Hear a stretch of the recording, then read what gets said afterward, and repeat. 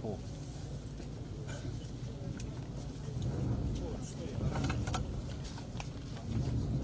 Pode manchar o microfone.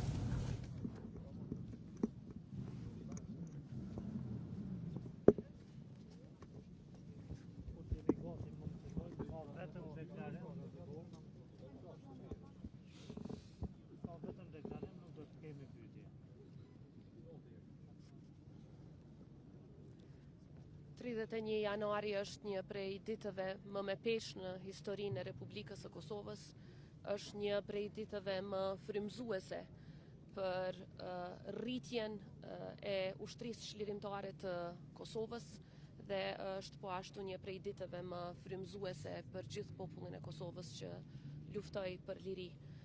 Në këtë ditë ranë Zahir Pajaziti, Hakif Zejnullahu, Edmond Hoxha, që të tre herojnë të Republikës së Kosovës, duke dhënë kështu kumtin e lirisë dhe duke inspiruar një popull të tërë që të luftoj për lirinë që na ishte mohuar me shekuj.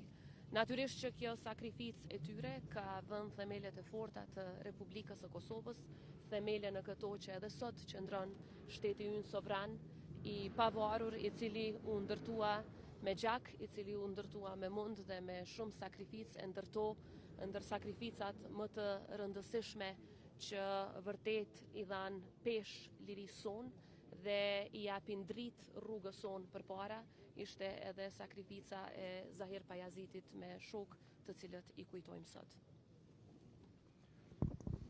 Bashkë me presidentin e Kosovës dhe me nënkryetarin e kuvendit dhe me kolegë nga qeveria e kuvendi e me aktivist nga lëvizja, me veprimtar të çështjes kombëtare, me luftëtar e ish burgosur politik, vendosëm sot lule të freskëta këtu te përmendorja e Zahir Pajazitit në kryeqytet, në sheshin që mban emrin e tij.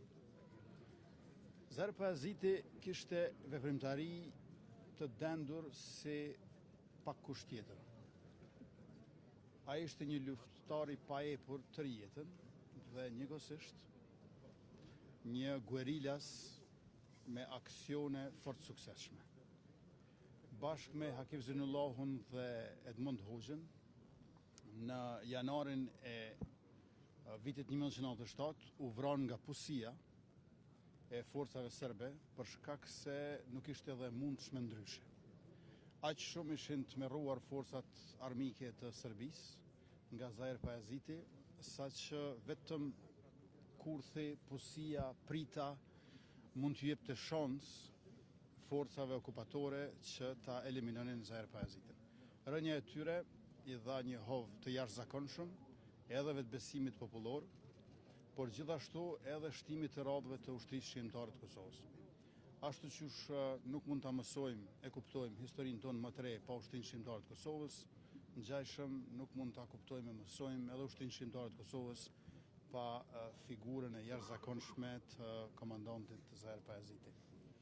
Në çdo janar ne i përkujtojmë ata, i kujtojmë ata në mënyrë që t'ja kujtojmë e përkujtojmë vetes sonë çmimin e lartë që kemi paguar për shtetin që kemi dhe lirinë që gëzojmë, por të njëjtën kohë dhe për të shprehur zotimin ton për përgjegjësitë më të larta shtetërore që kemi, se do të vazhdojmë rrugës së dëshmorëve dhe martirëve të kombit, gjakujt e cilëve është në themelet e Republikës Kosovës. Lavdi Zahirit, Hakifit Edmondit dhe gjithë dëshmorëve të Kombit Shqiptar.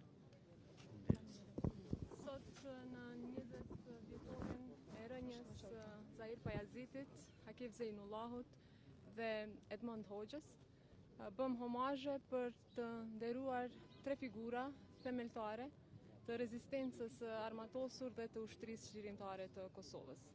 Ata ranë në të njëjtën ditë, pra më 31 janar të vitit 1997, dhe i dhanë një drejtim të qartë, një drejtim të fortë luftës për liri. Zahir Pajaziti ishte një nga ideatorët, por edhe një nga organizatorët e parë të ushtrisë çlirimtare të Kosovës, një person me një virtyt të lartë që besoi dhe punoi për çlirimin e Kosovës. Sakrifica e tij dhe e Hakif Zejnullahut, por edhe e Edmond Hoxhës, do të mbeten gjithmonë në historinë tonë të lavdishme, por po ashtu edhe në themelet mbi të cilat qëndron sot Republika e Kosovës.